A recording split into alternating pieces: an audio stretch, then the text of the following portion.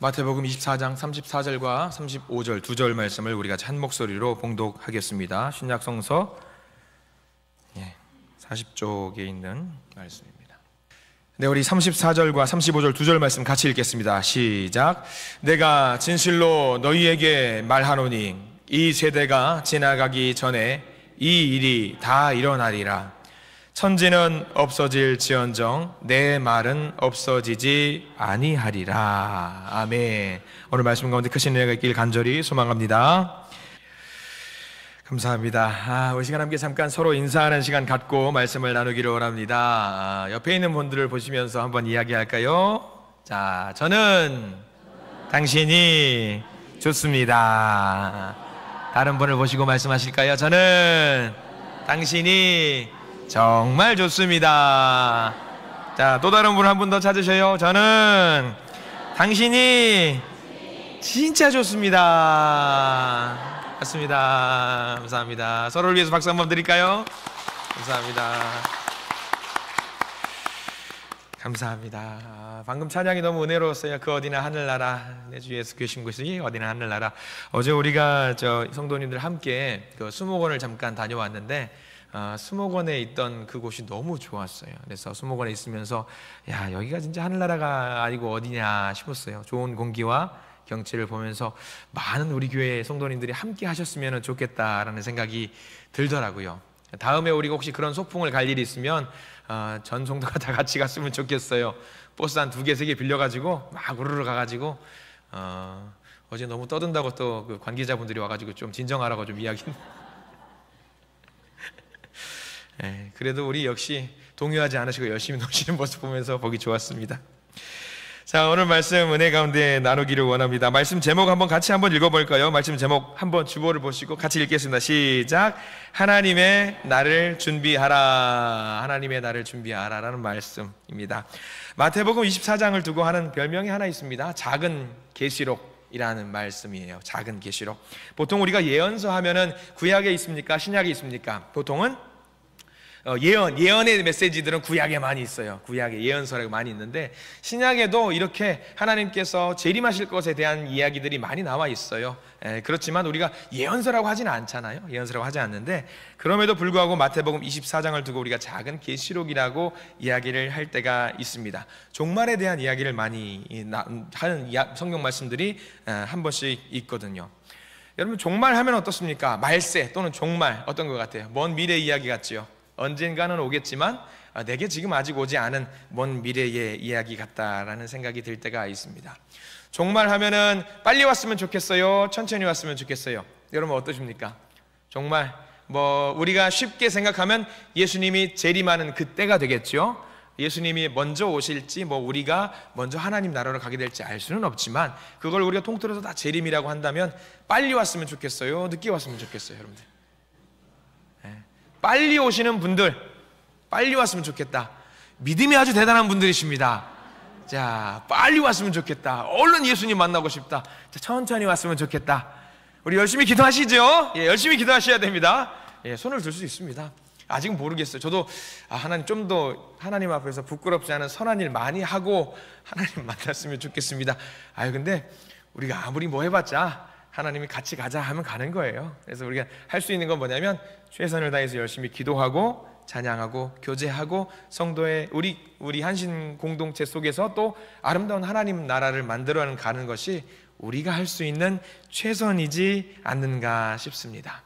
언젠가는 확실한 것은 우리가 하나님 품에 안기는 기쁜 날이 반드시 온다라고 하는 것입니다. 중요한 것은 우리가 그 날을 어떻게 준비할 것인가. 우리가 지난 시간들을 많이 봐도 우리가 살아온 세월들을 지나봤을 때에 말세의 흔적들이 너무나도 많이 있습니다. 비단 바이러스 같은 이런 코로나 바이러스 같은 것만 해도 이거 말세에 오는 것이 당연한 것이 아니겠느냐. 너무 말세가 다 온 거 아닌가. 전쟁을 또 보셔요. 전쟁 얼마나 또 심각합니까? 어수선한 전국이라든가 우리나라의 어떤 움직여지는 많은 모양들을 봤을 때에 이 모든 것들이 말세인 것 같다. 말세인 것 같다. 끝날 때가 된 것 같다. 이렇게 혼란스러운 상황 속에서 하나님의 때가 온다라고 성경 말씀에는 기록이 되어 있습니다. 특별히 24장 24절 말씀을 우리가 오늘 34절 말씀을 읽었는데요, 24절 말씀을 함께 보기를 원합니다. 자, 24절 성경을 보시고요, 같이 한번 읽어볼까요? 24절입니다. 시작. 거짓 그리스도들과 거짓 선지자들이 일어나 큰 표적과 기사를 보여 할 수만 있으면 택하신 자들도 미혹하리라. 혼돈의 때입니다. 거기 밑줄을 한번 그어 볼까요? 택하신 자들도 미혹을 하는 때가 온다라고 성경은 말하고 있습니다. 택하신 자들도 미혹을 한다. 이 모든 징조의 일들이 생각보다 빠르게 우리 주변에 다가오고 있습니다. 다가오고 있어요. 이 세대가 지나가기 전에 이 모든 일들이 우리 가운데 이루어질 것이라고 성경은 이야기를 하고 있습니다. 모든 일들이 일어난 후에 하늘의 큰 영광으로 오시는 예수 그리스도를 우리가 다시 볼 수 있다고 성경은 이야기하고 있는데요, 이 말씀에 우리가 집중하면서 주님 만나는 그때를 준비해야 될 줄 믿습니다. 어떻게 준비해야 될까요? 이제 말씀으로 한번 들어가 보려고 합니다. 자, 오늘 우리가 읽은 본문 말고요, 24장 앞에서부터 천천히 보려고 합니다. 1절 말씀, 24장 1절 말씀을 보겠습니다. 자, 여기는 예수님께서 제자들과 함께 성전에서 거닐고 있는 모습을 우리에게 보여주고 있어요. 자, 1절 말씀 같이 읽어보겠습니다. 시작. 예수께서 성전에서 나와 서 가실 때에 제자들이 성전 건물들을 가리켜 보이려고 나아오니, 여기선 중요한 게 제자들이 했던 행동이 나와 있어요. 뭐라고 나와 있냐면, 제자들이 성전 건물들을 가리켜 보이려고 나아오니라고 나와 있습니다. 누가 누구에게 보여주는 겁니까?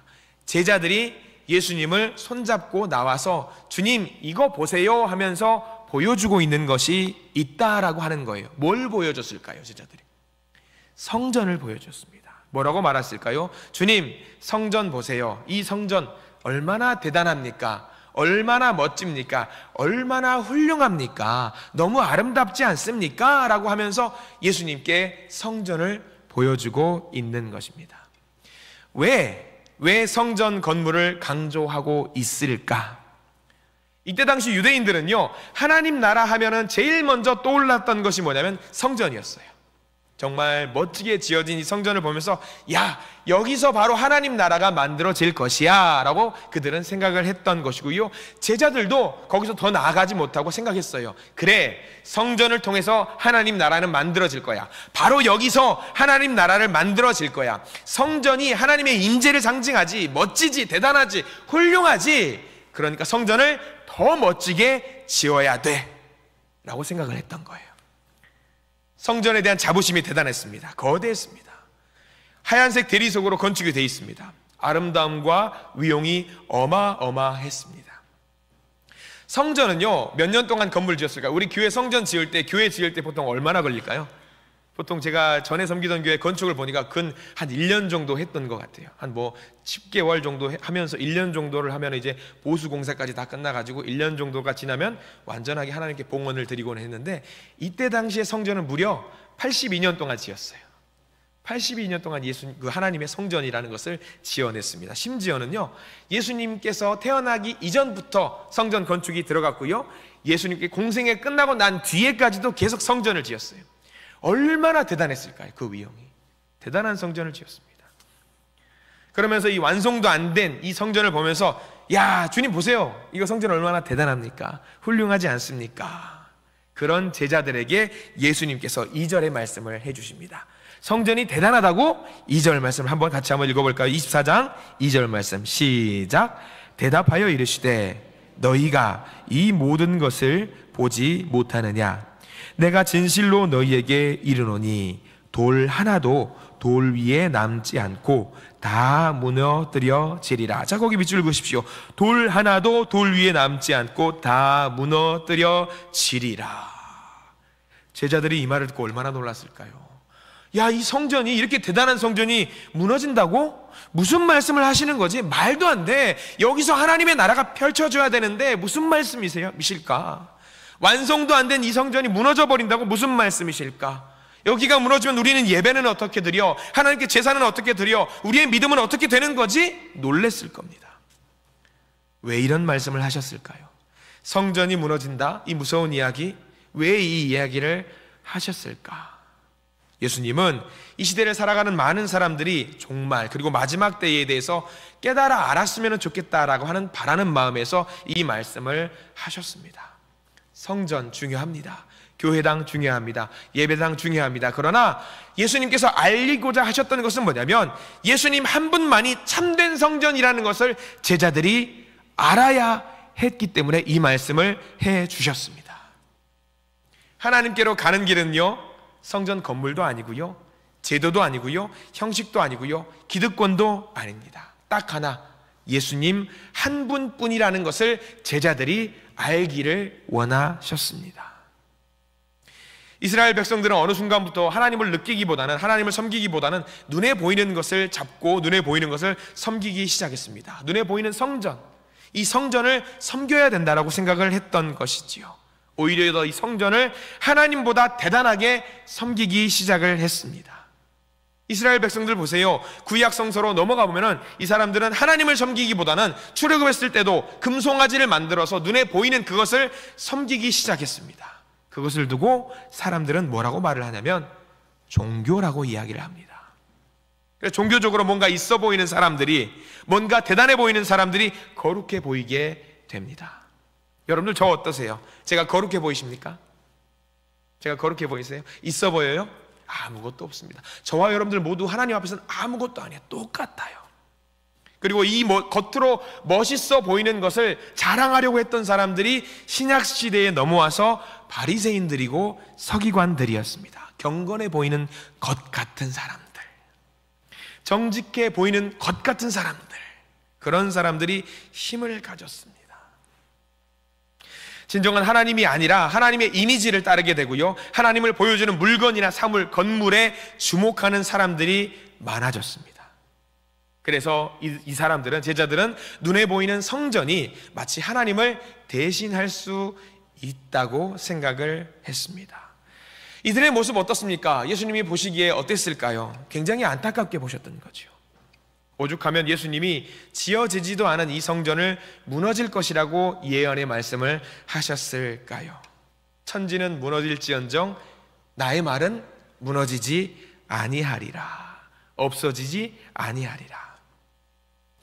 자, 이것은 우리의 믿음과 우리의 신앙이 어디 있는지를 말씀하고 계신 것입니다. 우리가 생각하는 하나님 나라, 잘 지어진 성전, 잘 지어진 건물 자랑하면서 거기서 우리가 우리의 만족과 우리의 자랑거리를 내세우면서 굉장히 종교적인 생활을 하고 있는 것은 아닌가, 한번 우리의 믿음을 점검해 보시기를 부탁을 드립니다.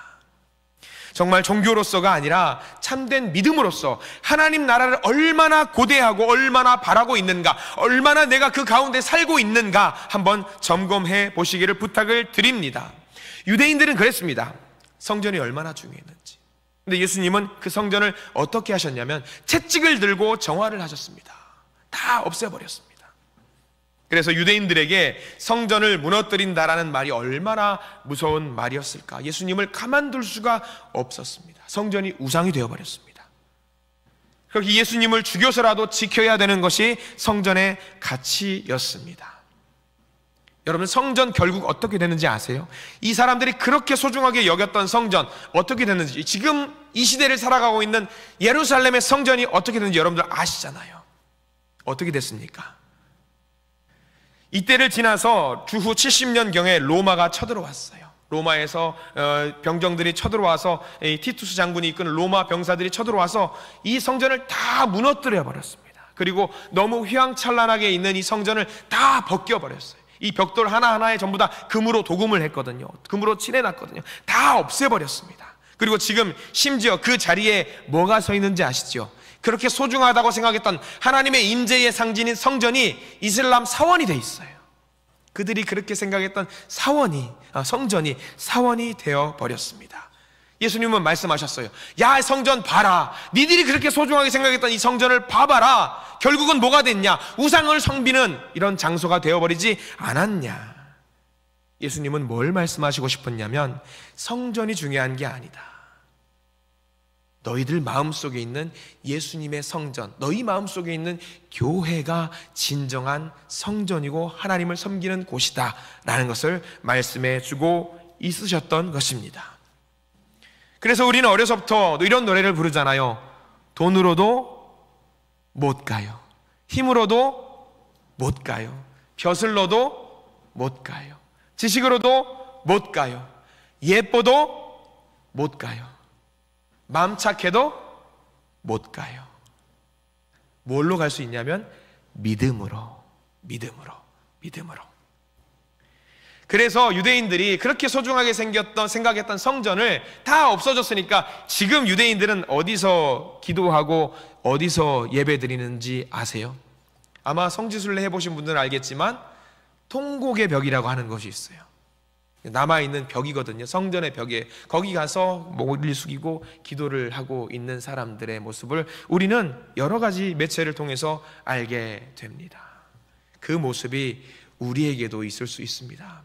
우리도로 말씀하셔요. 성전 찾을 생각하지 마라.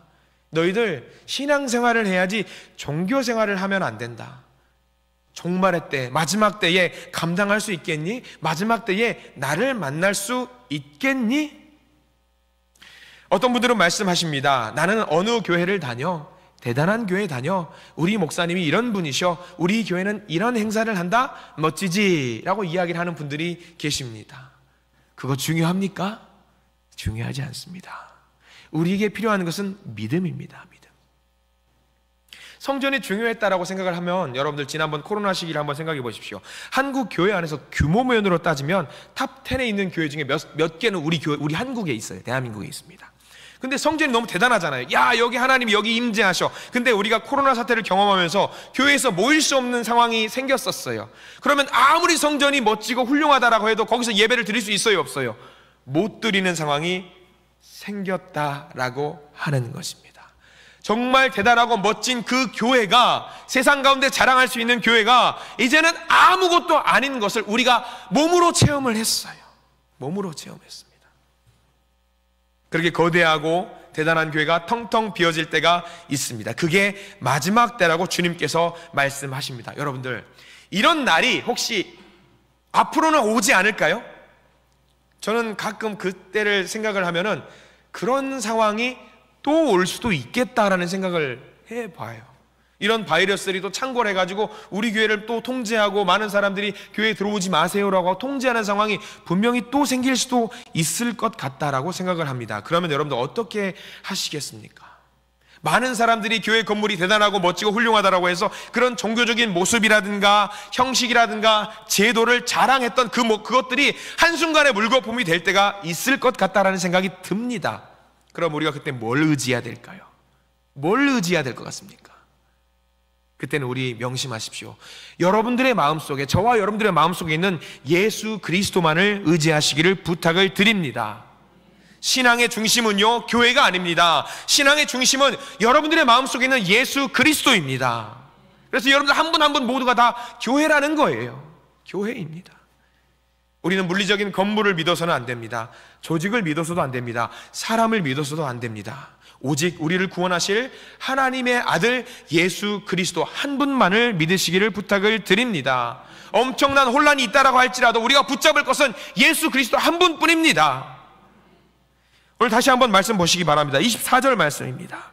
24절 말씀 우리가 방금 읽었는데 우리가 붙잡을 것이 무엇인지에 대해서 이야기를 해주고 있어요. 자, 24절 다시 한번 읽겠습니다. 거짓 그리스도들과 거짓 선지자들이 일어나 큰 표적과 기사를 보여 할 수만 있으면 택하신 자들도 미혹하리라. 3일 전이었어요. 제가 교회 앞에서 날씨가 좋아서 찌푸등에서 기지개를 쫙 폈습니다.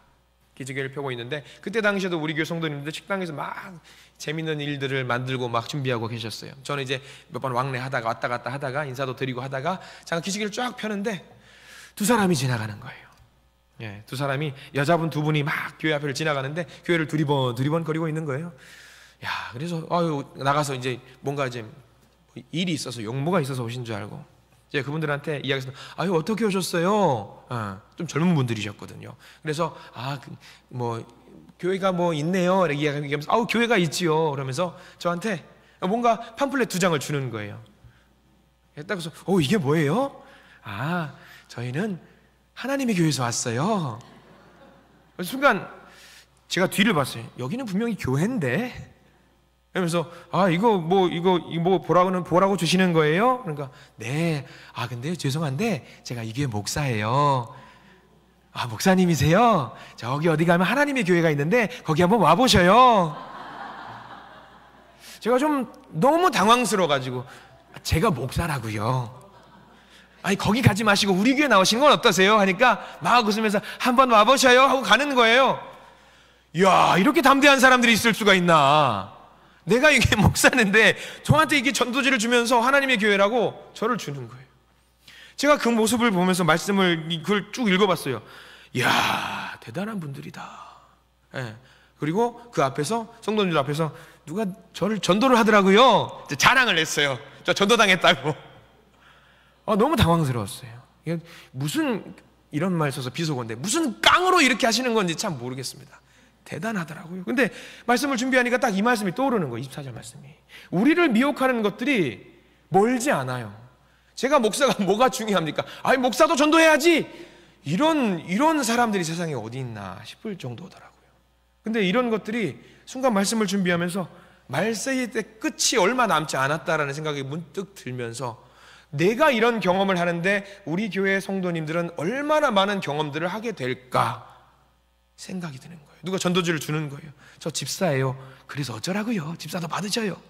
제가 교회 장로인데요. 장로님 우리 교회 한번 나와보세요. 하나님의 교회 나와보세요. 이런 상황들이 있을 수도 있겠다 생각이 드는 거예요. 마음이 너무 이게 쓰라리면서 우리가 더 우리 마음속에 있는 예수 그리스도를 단단하게 붙잡고 살아야 되겠구나라는 생각이 드는 거지요. 여러분들 우리 성경 말씀 마태복음 24장 3절 말씀 한번 보시기 바랍니다. 제자들이 이렇게 고백을 하는 거예요. 예수님께서 성전 무너질 거야 이야기를 하니까 처음에는 농담으로 받아들였다가 제자들이 3절에 고백을 합니다. 저 말씀을 허투루 하신 말씀이 아니구나. 자, 3절 말씀 같이 한번 읽어볼게요. 시작. 예수께서 감람산 위에 앉으셨을 때에 제자들이 조용히 와서 이르되 우리에게 이르소서 어느 때에 이런 일이 있겠사오며 또 주의 임하심과 세상 끝에는 무슨 징조가 있사오리이까. 전에는 제자들이 언제 그런 일이 있겠습니까? 주님, 그런 말씀 마세요 하는데 지금은 제자들이 조금 성숙을 했나 봐요. 이 말씀을 듣고 그런 일이 일어날 수도 있겠구나 라고 하면서 주님, 언제입니까?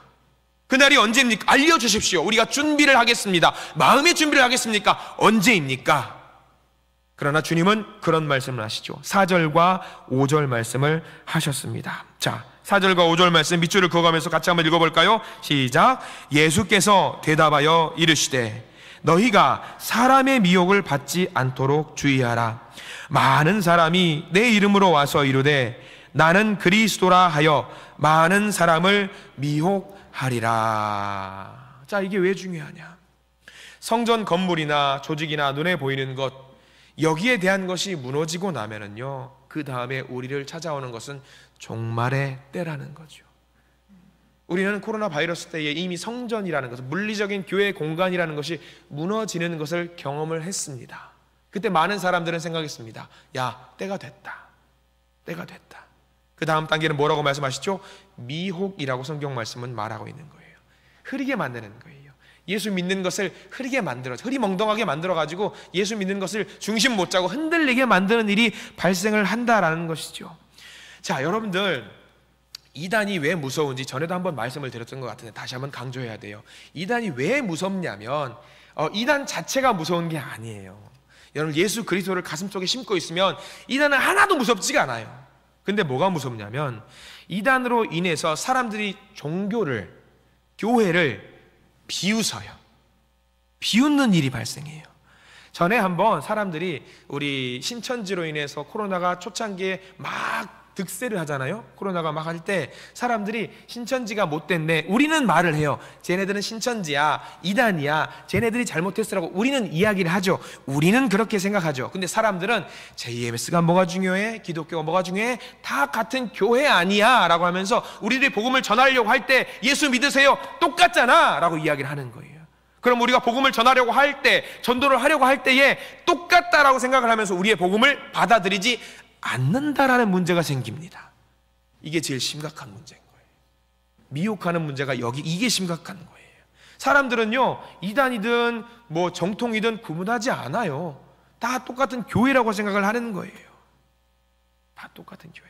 예전 이야기 한번 해보십시오. 지난 주일날도 잠깐 성도님과 이야기하다가 추억을 잠깐 저도 되새겨 봤는데, 1992년에 다미선 교회 기억하시죠? 종말이 온도라고 그러고 많은 사람들이 흰옷을 입고 산에 갔어요. 우르르 거기서 막 재산 팔고 다 팔고 산에 가서 기도합니다. 무슨 일이 있었어요? 없었어요? 아무 일도 없었어요. 저도 굉장히 그때 쫄아 있었어요. 뉴스 보면서 야, 무슨 일이 일어나는 거 아니야? 꼬맹이였으니까. 근데 그때 아무 일도 일어나지 않으면서 그 다음날 다 일어나서 뭐 했냐면 출근했어요. 정상적인 삶을 살았어요. 그리고 사람들이 말합니다. 뭘 말해요? 다미선 교회 관심 없어요. 누가 잘못했다고 이야기하냐면 교회가 문제가 있다라고 이야기해요. 교회가. 잘못은 저들이 했는데 우리는 알아요. 잘못은 저들이 했어요. 그러나 진짜 잘못은 저들이 했지만 그 잘못이 누가 한 게 됐냐면 우리 교회가, 예수 믿는 사람들이 잘못했다라고 사람들은 생각을 하고 있습니다. 교회에 대한 혐오감이 생기는 거죠. 말세가 그겁니다. 말세가. 종말의 때가 그거예요. 교회에 대한 혐오감, 사람들의 혐오감. 그래서 사람들은 기독교를 뭐라고 합니까? 정말 가슴 아픈 용어죠. 이런 말이 정말 하나님 앞에 불경스러운 용어인데 기독교라고 하지 않고 앞에 기를 개자로 바꿔서 개독교라고 해요. 얼마나 가슴 아픈 일인지 몰라요. 너무 슬퍼요. 이럴 때 우리가 어떻게 해야 되느냐? 예수님이 말씀해 주고 있어요. 미혹당하지 말고 너희 마음속에 있는 예수 그리스도를 단단히 붙잡고 믿음 생활을 했으면 좋겠다라고 하는 것이 예수님의 오늘 가르침인 것입니다. 이 종말의 때, 말세의 때에 중요한 것은 말세의 때는 우리가 구원받는 때라는 것을 확신하시고 믿으시기 바랍니다. 세상 사람들은 말세의 때 저주받는데 벌받는 때라고 할지라도 믿는 사람들에게는 말세에 예수님이 재림하시는 때는 복의 때이고 우리가 구원의 때라는 것을 믿으시기를 부탁을 드립니다. 우리에게 중요한 것은 예수님입니다. 내 마음속에 나의 중심을 보시는 주님, 내 마음속에 예수님이 들어올 수 있는 공간을 만들어 주시는 주님, 그 분을 모시고 그 분을 나의 중심 삼으시기를 부탁을 드립니다. 예수님 한 분밖에 없어요. 우리 마음속에는 다른 그 어떤 것도 없어요. 앞에 나와 있는 뭐 윤목사가 뭐가 대단한 것도 없지만 우리 윤목사님 재밌고 유쾌하고 좋으니까 우리 목사님 좋아. 아닙니다. 제가 전하는 것은 딱 하나입니다. 예수 그리스도입니다. 예수 그리스도를 전하고 저는 넘어지고 쓰러지고 자빠져도 괜찮아요. 왜? 예수 그리스도를 여러분들의 마음속에, 우리 마음속에 심을 수만 있다면 그것이 제가 할 수 있는 하나님이 저를 도구 삼으신 최선의 일이거든요. 여러분 명심하십시오. 여러분들 마음속에도 예수 그리스도를 심으십시오. 예수 그리스도를 심으셔서 그 예수 그리스도를 전하시기를 부탁을 드립니다. 앞으로는 더 힘든 일들이 많을지도 몰라요. 더 많이 넘어질지도 모릅니다. 그러나 우리 마음속에 예수 그리스도를 붙잡으시고 서로 손잡고 일으키시면서 아름다운 교회 공동체, 신앙 공동체를 만드시기를 부탁을 드립니다. 자, 오늘 말씀 마태복음 24장 34절 35절 말씀을 한번 같이 읽고 오늘 말씀을 마무리하겠습니다. 마태복음 24장 34절과 35절 같이 읽습니다. 내가 진실로 너희에게 말하노니 이 세대가 지나가기 전에 이 일이 다 일어나리라. 천지는 없어질지언정 내 말은 없어지지 아니하리라. 아멘. 기도하겠습니다. 하나님, 우리는 종말의 때라고 하면 두려움이 앞서고 가슴이 뜁니다. 그러나 그때는 우리가 구원받는 날입니다. 우리의 왕이신 예수님이 우리를 품어 안아주시는 감격의 날입니다. 수많은 거짓 소문들이 난무하고 우리를 미혹시키는 이단들이 창궐하는 이 시대, 마지막 때 같습니다. 주님, 이때, 이 혼란의 때 저희들 정신 바짝 차리게 하시고 그동안 의지했던 이 세상의 종교 생활이 중요한 것이 아니라 정말 나의 믿음이 예수 그리스도만 향하고 있는지, 예수님만 모시고 있는지 돌아보게 하시고 오늘 내가 온전히 회개하고 순수한 믿음으로 예수님만 의지하는 복된 삶이 될 수 있도록 저희들을 인도해 주시옵소서. 예수 그리스도 이름으로 간절히 기도드립니다. 아멘.